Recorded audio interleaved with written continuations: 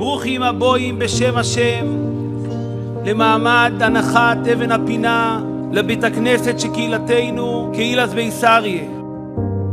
זכינו ברוך השם שזה אדמס קוידש הוא שכמה צריך לעזור ולתמוך וכל מה שתומכים ועוזרים בגוף ובממון ובהלוואות ובמה שרק אפשר, זה הכל יקבלו כמה שיקבלו חזרה. נקבל את פני מורון רבון של ישראל גונוזנו רבינו רב דויב לנדו שליטה.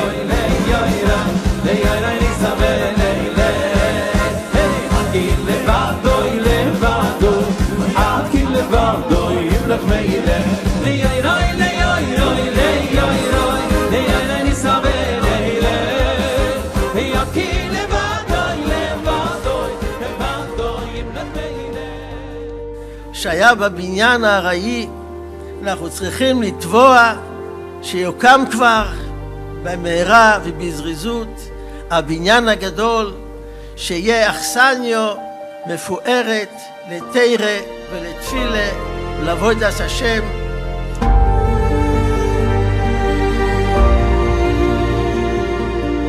כל יום שהבית הכנסת לא נמצא פה זה חיסרון גדול. כמה שנעזור יותר ייבנה יותר מהר הבית הכנסת.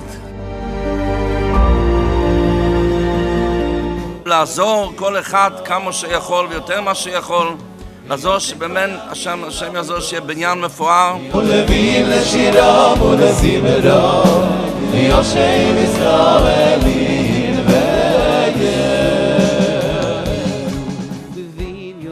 אדוני ישמעי תסחו ויחו נייעתו ויעתו ילו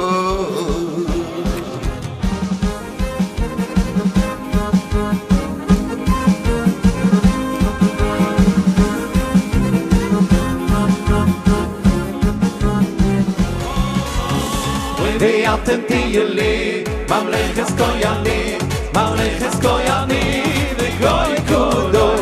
ואתם תהיה לי ממלכת כהנים, ממלכת כהנים וגוי קדוש. ואתם תהיה לי ממלכת כהנים, ממלכת כהנים וגוי קדוש. ואתם תהיה לי ממלכת כהנים, ממלכת כהנים וגוי קדוש.